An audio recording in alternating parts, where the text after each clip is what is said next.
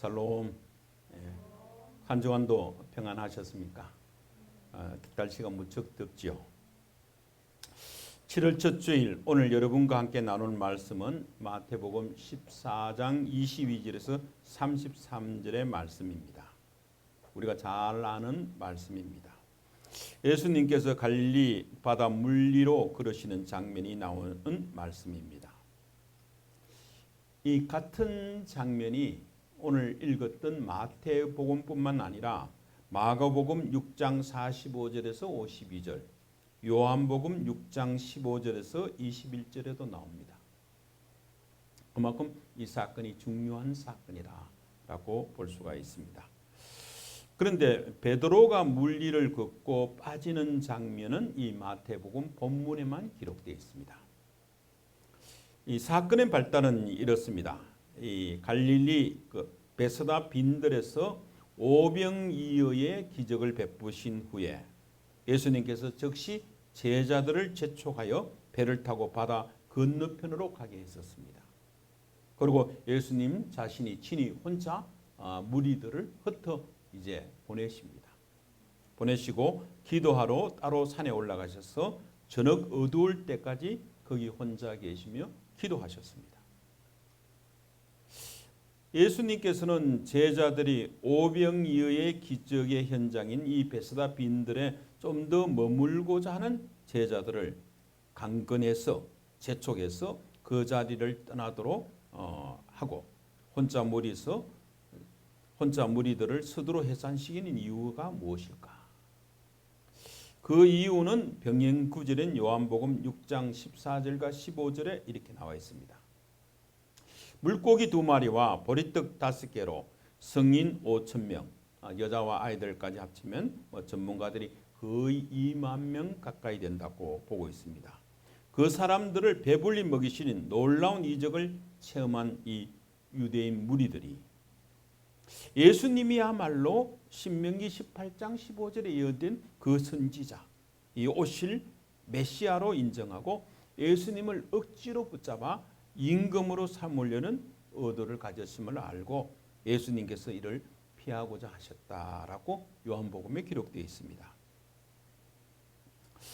고난을 받으며 자신의 목숨까지 내어줌으로써 이 땅의 모든 사람에게 대속적 구원을 주실 메시아의 사역에 대한 이해가 부족했던 그 제자들이 이런 군중 심리에 내화부동해서 휩쓸려서 예수님으로 하여금 정치적 메시아의 길을 걷도록 희망할 수도 있었기 때문에 예수님이 왕이 되면 우리도 한 자리 할 수 있지 않겠느냐. 그래서 제자들도 그 자리를 떠나지 않고 머뭇머뭇하고 있었습니다. 그래서 예수님께서 서둘러 제자들을 그 무리들과 격려시키고 분리시키고 자 해서 배를 타고 멀리 일단 보내도록 했었습니다. 그리고 또한 그 이유가 23절 오늘 본문 23절에서 말해 주는 것처럼 홀로 남아 기도하시기 위함이었습니다. 예수님께서는 공생의 기간 동안 사람들과 더불어 생활하면서 그들에게 천국 복음을 전하려고 애썼지만은 영적인 안식을 가지고 새로운 힘을 얻기 위해서 사람들을 떠나서 홀로 하나님 앞에 서는 기도의 시간을 많이 가졌음을 우리는 성경 여러 곳을 통해서 알 수가 있습니다. 이날 또 예수님께서는 성부 하나님을 사랑하셔서 하나님 아버지와 홀로 기도하기 위해서기를 간절히 원했던 것 같습니다. 23절을 보면 이때가 저물 때라고 되어 있습니다. 이미 어두워진 저녁 시간이었습니다. 어두워진 그 시간에 그 제자들은 배를 타고 갈릴리 바다를 건너 이 가버나움을 향해서 가고 있었습니다. 이 제자들이 이 배를 타고 가버나움으로 가는 것은 제자들이 스스로 결정한 것은 아닙니다. 22절과 23절에 보면 예수님께서 제자들에게 그렇게 하도록 직접 명령했어서 배를 타고 지금 건너가고 있습니다. 예수님께서 친히 건너가라 명령하신 그 바다라면 당연히 순풍이 불고 맑고 고요해야 할 것만 같지만은 상황은 지금 그렇지 않고 정반대였었습니다. 24절을 보면 바람이 거슬림으로 물결로 말미암아 고난을 당하더라고 표현되어 있고, 병행구절인 요한복음 6장 18절에서는 큰 바람이 불어 파도가 일어나더라라고 기록되어 있어서 이날 밤 제자들이 건너던 갈릴리 바다에 몰아친 바람은 태풍이었습니다. 갈릴리 바다, 우리가 갈릴리 호수라고 하지만 유대인들은 갈릴리 바다라고 얘기를 합니다. 갈릴리 바다는 그 수심이 200m나 되는 곳도 있습니다. 아주 깊은 바다이고 사방이 산으로 둘러싸여 있고, 그래서 바람이 이렇게 안으로 몰아오면서 돌발적인 폭풍, 태풍이 때로는 불곤 했었습니다. 제자들이 탄 배는 큰 군함이 아니고 작은 쪽배였기 때문에 제자들은 이런 폭풍에서 벗어나기 위해서 열심히 노를 저었을 겁니다. 그러나 역부족이었을 뿐이었을 겁니다. 무서운 태풍 속에서 작은 쪽배의 몸을 의지하고 있는 제자들은 그 목숨이 풍전등화와 같은 이런 상황이었습니다. 25절을 보면 이때의 시간이 밤 4경이라고 기록되어 있습니다. 즉 새벽 3시경쯤입니다. 칠흑같이 어두운 밤이었고 그 거리는 요한복음 보면 10여리쯤 4km쯤 떨어진 바다 한복판이었다라고 꼭 기록하고 있습니다. 왜 주님께서 가라 명하신 바다에 죽음의 폭풍이 몰아칩니까? 왜 주님의 명령에 순종했으므로도 죽음의 파도가 요동칩니까?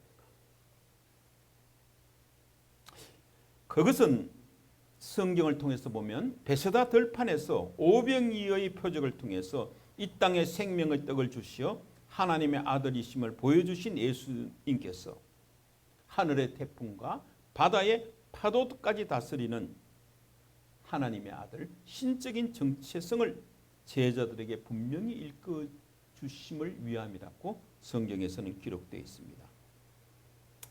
25절을 보면 밤 4경 새벽 3시경에 예수님께서는 이 죽음에 처한 제자들을 구하시려고 바다 위를 걸어오셨다라고 기록되어 있습니다. 이런 예수님께서 비록 지금 산 위에서 기도하고 계셨지만은 제자들의 형편과 처지를 정확하게 알고 계셨다는 것을 뜻합니다.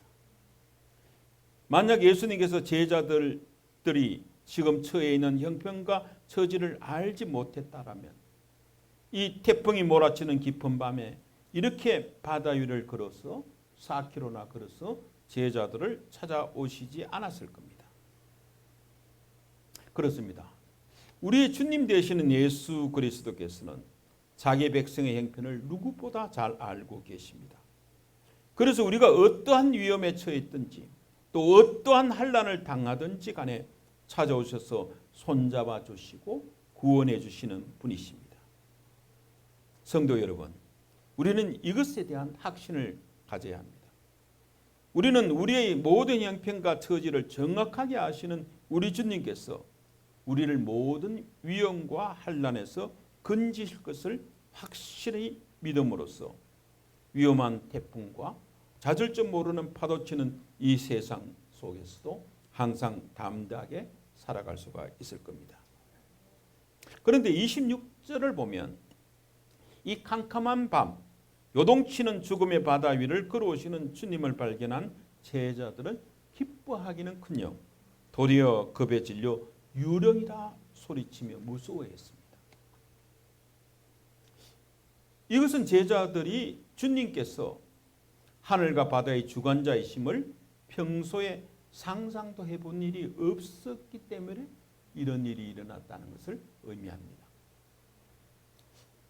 따라서 그 죽음의 태풍과 요동치는 파도를 뚫고 바다를 건너올 수 있는 것은 유령, 귀신밖에 없다고 그들이 생각했기 때문입니다. 제자들 앞에 다가와서 주님께서는 제자들 향해 안심하라, 난이 두려워하지 말라라고 말씀하셨습니다. 26절에 나오는 그 유령은 헬라어로 판타스마라고 하는데 눈에 보이나 실체가 없는 것, 헛개비를 의미합니다. 그들은 예수님을 유령이다. 실체가 없는 헛개비로 보고 말하고 있습니다. 헛개비를 본 제자들의 반응은 성경에서는 심히 두렵고 무서워 떨리는 것으로 표현하고 있습니다. 우리도 때로는 세상 살 때 헛개비를 보고 두려워합니다. 실체가 없는 헛개비를 보고 무서워합니다. 영적 분별력이 부족했던 제자들은 미신적인 사고에 빠져서 신적 능력을 행하시는 하나님의 아들이신 예수 그리스도를 실체가 없는 헛개비, 유령으로 알고 두려워했습니다. 죽음의 공포에 떨고 있는 제자들에게 예수님께서 하신 말씀은 지극히 간단한 말씀입니다. 안심하라. 나니 두려워하지 말라. 라고 합니다. 나니라고 말하는 말은 나다라는 말입니다. 에고 에이미 나는 나다라는 말입니다. 이 말은 과거에 출애굽 당시 여호와 하나님께서 호렙산에서 당신이 누구신지 이름을 묻는 모세에게 나는 스스로 있는 자라고 하신 출애굽기 3장 14절의 말씀과 의미가 같은 말씀입니다. 예수님의 신성, 하나님을 이심을 나타내는 표현입니다. 예수님께서는 지금 제자들에게 하늘과 바다와 땅을 주관하는 나니 이제 두려워하지 말라라고 말씀하신 것입니다. 예수님의 하나님 되심을 선포하는 표현이 에고의 의미 나는 나다라고 하는 표현입니다. 자, 우리가 이제 오늘 본문을 통해서 우리가 몇 가지를 살펴보는데 첫 번째는 이 주님께 시각을 고정할 필요가 있습니다. 지금 예수님의 이 말씀을 들은 베드로가 말합니다. 주님이시라면 나더러 물리를 걸어서 주님께로 오라고 명령하십시오라고 대뜸 베드로가 말합니다. 그래서 예수님께서 오라라고 하자 베드로는 즉시 배에서 내려서 물리를 걸어서 예수님께로 갔습니다. 그 거리가 얼마 된지는 모르겠지만은 유령이라고 하니까 조금 거리가 있는 듯한 제자들이 그렇게 예수님을 직접 알아보지 못하고 유령이라고 표현한 정도면 약간의 거리는 있었을 건데 그 거리를 물리를 지금 베드로가 걸어갔었습니다. 이 대목은 요한복음과 마가복음에는 나오지 않고 여기 마태복음만 수록되어 있습니다. 베드로가 주님을 바라볼 때 도전 정신이 생긴 겁니다. 주님을 바라보니까 나도 물리를 걸어갈 수 있다라고 생각되었을 겁니다. 그래서 주님의 말씀에 의지해서 오라는 그 말씀에 의지해서 물리를 걸어갈 수가 있었습니다. 그런데 30절을 보면 물리를 걸어가다가 예수님 앞에 와서서 거센 바람이 불어오는 걸 보고 무서움에 사로잡혀서 물에 빠져 들어가게 되었다라고 세 번역에서 그렇게 번역하고 있습니다. 주님을 바라볼 때 도전 정신이 생기는데 바람을 볼 때 물에 빠져들게 되었다는 말입니다. 주님을 바라보는 것은 문제가 아닌 본질을 바라보는 것이고 바람이라는 문제를 바라볼 때 갑자기 두려움에 빠지게 되었습니다. 베드로가 무서워 두려움에 빠지게 된 원인은 바람을 보았기 때문에 그렇습니다. 바람을 보고 무서웠다라고 얘기하고 있습니다. 그러나 실제 베드로는 바람을 볼 수가 없습니다. 바람은 우리 눈에 보이지 않습니다.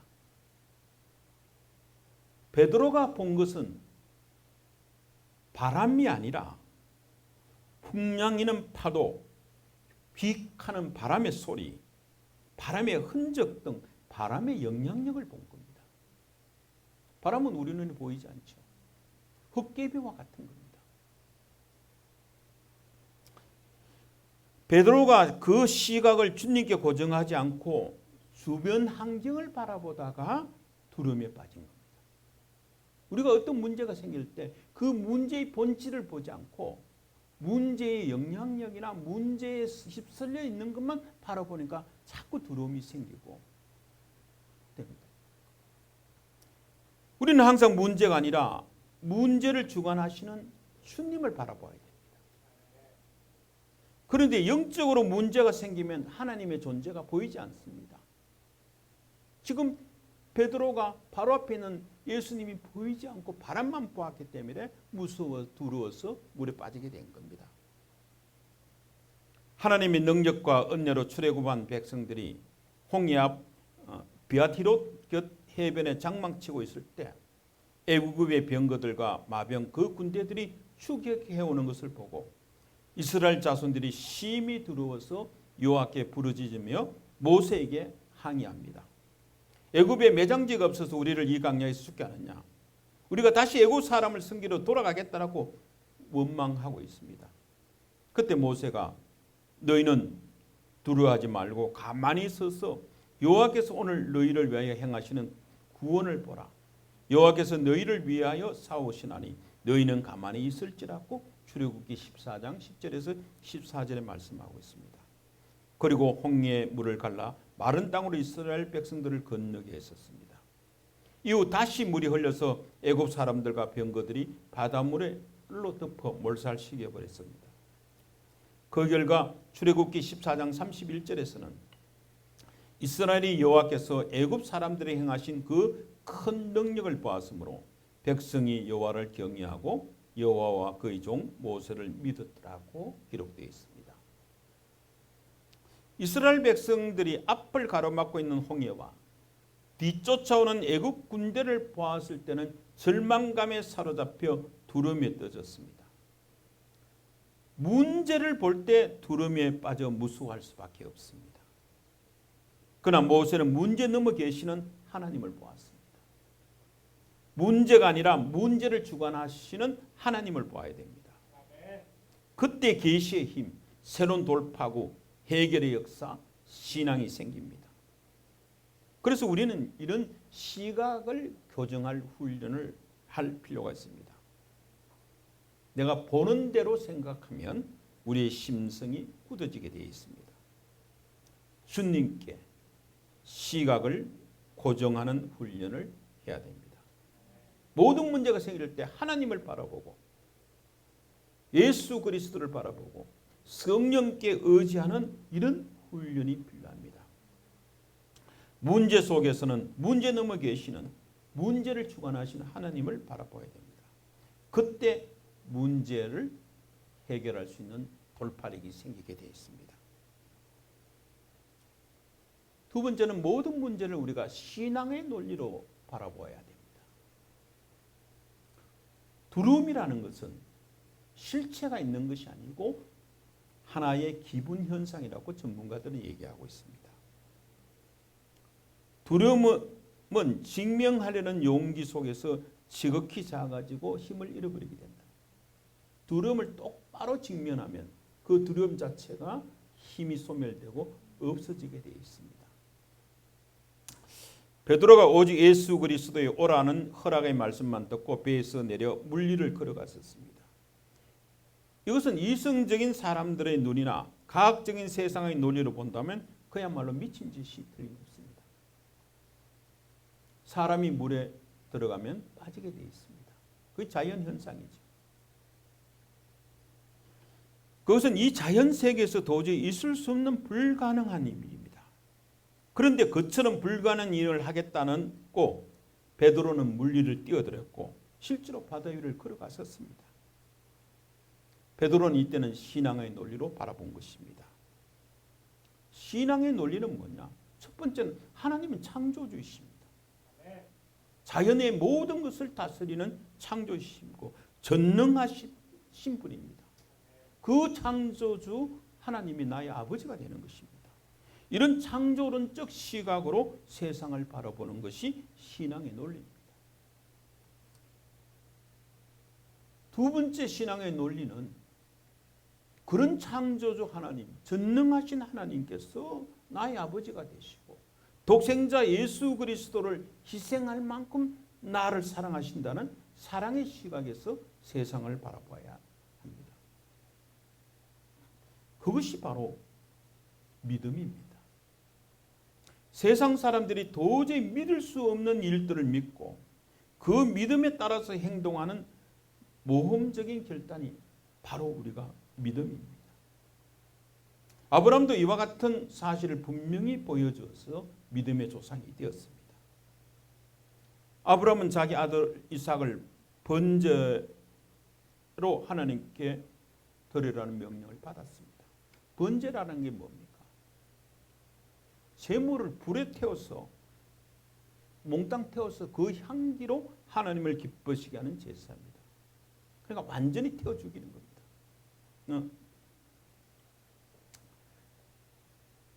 그 번제를 아들 이삭을 100세에 낳은 아들 이삭을 번제로 드리기 위해서 하나님이 명하신 모리아 산으로 올라가면서 자신을 따라오는 종들에게는 그 산에서 하나님께 예배하고 내 이 아들과 함께 돌아오겠다라고 말씀했습니다. 창세기 22장 5절에 그렇게 표현되어 있습니다. 이는 아브라함이 비록 자신이 아들 이삭을 번제로 하나님께 드릴 수 있지라도 하나님께서는 창조주이시고 생명의 주관자이신 하나님께서 다시금 그 아들 이삭을 살려내실 것이라는 사실을 믿었다는 것을 의미합니다. 히브리서 11장 19절에 그렇게 표현되어 있습니다. 즉 아브라함은 죽은 사람까지도 살려낼 수 있는 하나님의 능력을 믿고 그 믿음을 따라 이삭을 번제로 드리는 것을 감명했던 것입니다. 이처럼 아브라함은 인간의 이성으로서는 도저히 믿을 수 없는 사실을 신앙의 논리로 믿고 그 믿음을 따라서 행동했을 때 하나님께서는 그 믿음을 진정한 믿음으로 인정하셨던 겁니다. 이처럼 참 믿음은 바랄 수 없는 것을 바라며 믿을 수 없는 것을 믿고 그 믿음을 구체적인 행동으로 옮기는 결단을 말합니다. 본문의 베드로는 이 거친 바람 쪽으로 시선을 돌리자 동시에 두려운 마음에 사로잡혔고 그 순간 물에 빠져 잊어들며 주님께 절박한 목소리로 주님 살려주십시오 하고 다급하게 구조를 요청했습니다.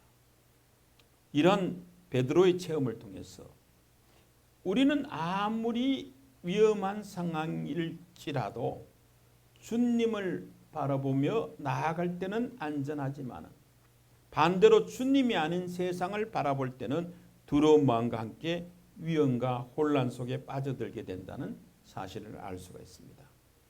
31절 보면 예수님은 즉시 손을 내밀어 베드로를 붙잡으시면서 믿음이 작은 자에 왜 의심하느냐라고 말씀하시며 믿도록 이유를 가르치시고 설명해 주셨습니다. 이런 물리를 걷는 기적을 체험하고 있는 중에도 예수님의 능력, 주님의 능력에 대한 믿음이 어느 정도 있었지만은 분명히 확실한 믿음이 없었기 때문에 확신이 없어 의심하였기에 거친 바람이 불자 주변 환경 상황에 마음이 빼앗겨 순식간에 믿음을 상실함으로 물속에 빠져들게 되었습니다.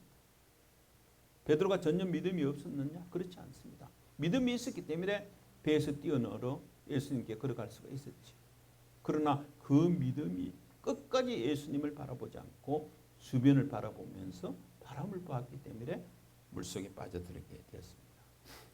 그런 연약한 믿음에 대해서 예수님이 말씀하시죠. 믿음이 작은 자여라고 말씀하십니다. 우리도 이런 경험이 많습니다. 믿기는 하지만은 상황에 따라서 확실하게 믿지 못하는 믿음이 작은 자가 되어버리는 경우가 많습니다. 의심은 우리 성도를 무기력한 삶으로 빠지게 하고 두려움에 사로잡히게 합니다. 이 태풍이 부는 지금 예수님의 명령하시고 예수님의 말씀에 순종해서 배를 탄 제자들이 왜 태풍을 만났느냐? 그 이유가 32절과 33절에 기록되어 있습니다. 세상의 모든 일들은 우리가 하나님의 섭리로 바라봐야 됩니다. 32절을 보면 예수님께서 제자들이 타고 있는 배에 오르자 바람이 그쳤다라고 기록되어 있습니다. 예수님께서 배에 오르시자 그 배를 뒤흔들던 바람과 파도가 일시에 잔잔해지고 온 바다가 고요하게 되었다는 말입니다. 이로써 제자들의 배는 고요한 중에 순탄하게 목적지를 향하여 나아갈 수가 있었습니다. 예수님께서 배에 오르시자 이제껏 제자들을 두렵게 했던 그 모든 문제가 해결되고 드디어 안정을 찾을 수 있게 되었다는 말입니다. 여기서 우리는 중요한 사실 한 가지를 발견할 수가 있습니다. 그것은 바로 제자들의 문제가 배 밖의 환경, 거센 태풍과 높은 파도가 이러 배를 뒤흔들리는 것이 문제가 아니라 그들의 배 안에 예수님이 함께 계시지 않았다는 것이 문제입니다. 예수님께서 같이 동행만 하셨다면 이런 일은 있을 수가 없죠. 예수님께서 그 배를 타고 계시지 않았기 때문에 태풍을 만난 겁니다. 이와 같은 사실에서 우리는 한 가지 중요한 영적 교훈을 얻을 수가 있습니다. 그것은 성도의 모든 문제는 삶의 환경이나 상황의 변화 등 외부 환경에서 비롯되는 것이 아니라 우리 인생의 배에 예수님이 함께 타고 계시느냐, 동승하고 있는가 하는 문제입니다. 예수 그리스도께서 우리와 함께 하시며 우리의 인생길을 인도해 주실 때 우리의 인생은 모든 세파와 두려움에서 벗어나 순탄하게 천국으로 나아갈 수가 있습니다. 33절에 그 결과로 배에 있는 사람들이 예수님께 절하며 진실로 하나님의 아들이십니다 라고 고백합니다. 이런 예수 그리스도께서 자연도 다스리며 하나님의 아들이심을 분명하게 입증하는 사건으로 이제 인식하고 있다는 의미입니다. 제자들이 이제 섭리적인 시각에서 예수님을 바라보게 되었다는 말입니다. 오늘 읽은 우리 본문 마태복음 14장 22절과 33절의 사건을 통해서 먼저 우리가 생각해 보는 것은 이 사건 해석의 기준이 무엇이냐 하는 문제입니다. 어떤 사건이든지 해석론적인 관점에서 바라봐야 됩니다. 어떻게 해석할 것인가? 믿음으로 신앙으로 사건을 바라볼 것인가?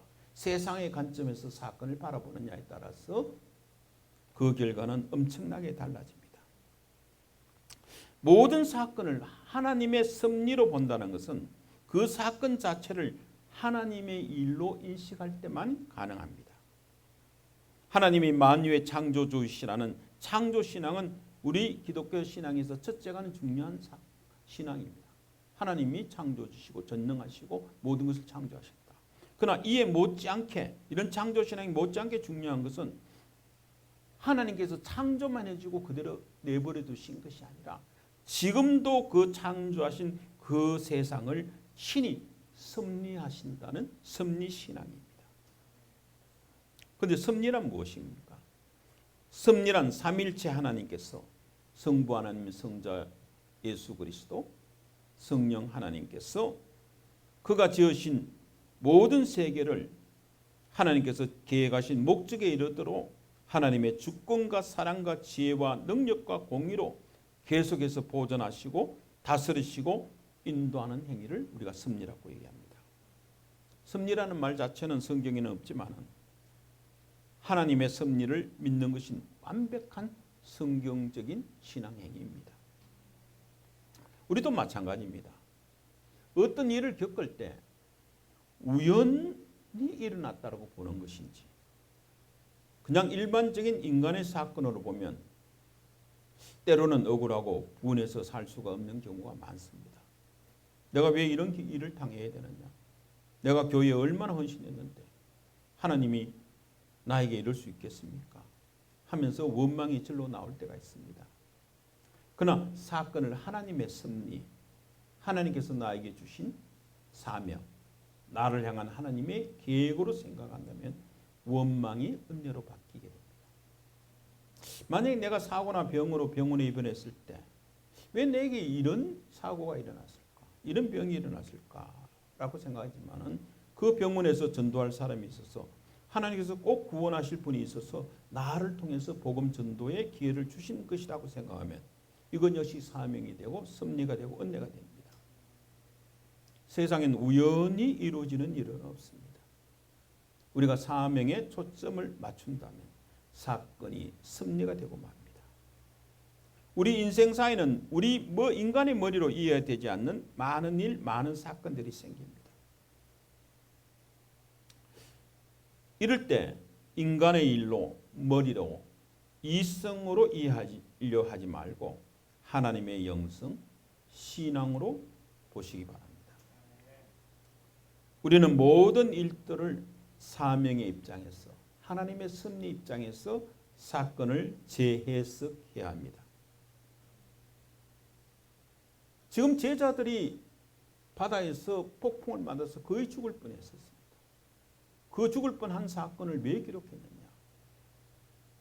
오병이어의 사건을 통해서 이 땅 위에서도 인간들에게 생명의 떡을 먹여주시는 예수 그리스도가 바로 자연, 바람도 다스리고 물리를 걸어가실 수 있고 자연 현상까지도 하늘과 바다까지도 다스리시는 하나님의 아들, 하나님이심을 지금 제자들이 분명하게 인식해 주기 위한 사건입니다. 이 사건으로 우리가 바라보면 제자들의 그 고통이 하나님을 만날 수 있는 기회를 만들었다라고 해석할 수가 있습니다. 사건이 섭리인 것을 믿으시기 바랍니다. 사람의 일이 아니라 하나님의 일이라는 것을 믿으시기 바랍니다. 그러하면 우리가 자유해지고 상처를 받지 않고 두려움이 없어지고 하나님 앞에 강하고 위대한 그리스도인으로서의 삶을 살 수가 있습니다. 사건을 섭리처럼 생각하면 언제든지 할렐루야 아멘 하면서 승리할 수가 있을 줄 믿습니다. 모든 것을 합력하여 선을 이루시고 항상 결과적으로 좋은 것을 주시는 하나님을 기대하시면서 성도 여러분들이 참으로 평강 가운데 승리하는 하나님께 영광 돌리는 삶을 다 사시기를 바랍니다. 아멘. 함께 기도하겠습니다. 사랑과 은혜가 풍성하신 하나님의 아버지, 베드로와 같이 주님을 바라볼 때 도전 정신이 생겼지만 시선을 바람으로 돌릴 때 갑자기 두려움이 생겨 물에 빠졌습니다. 우리도 이런 어리석음을 범하지 않게 하여 주시옵시고 문제가 아니라 문제를 주관하시는 주님을 바라보며 신앙의 논리로 세상을 이겨내게 하여 주시옵소서. 주님, 이제 환경이나 상황을 바라볼 것이 아니라 하나님 뜻에 집중할 수 있도록 어떤 상황에도 하나님의 섭리로 바라보는 믿음과 용기를 허락하여 주시옵소서. 세상 사람이 이해할 수 없는 저희들의 갈 길이 있사오니 사도 바울처럼 하나님의 은혜의 복음을 증거하게 하여 주시옵소서. 주전 사명을 감당하면서 어떤 상황에서도 좌절하지 않고 승리하는 삶을 사도록 은혜 베풀어 주시옵소서. 우리를 죄에서 구원하신 존귀하신 예수님의 이름으로 기도합니다. 이제는 우리를 죄에서 구원해 주신 우리 주 예수 그리스도의 은혜와 우리를 자녀 삼으시렸고 이 땅에 독생자를 보내시고 십자가에 죽이시까지 우리를 사랑하시는 아버지 하나님의 극진하신 사랑과 우리 안에 내주하시는 성령님의 감화, 감동, 인도, 교통하심이 주님께 시선을 고정하고 모든 일을 신앙의 논리와 하나님의 섭리로 바라보며 살아가겠다고 결단하는 하나님의 아들, 딸들의 머리 위에 저들의 가정과 생업 위에 먼 이국 땅에서 복음을 전파하는 선교사님들 위에 사랑하는 우리 갈보리 교회와 한국 교회, 이 나라 이민족 위에 이제부터 영원까지 함께 하시기를 간절히 축원하옵나이다. 아멘.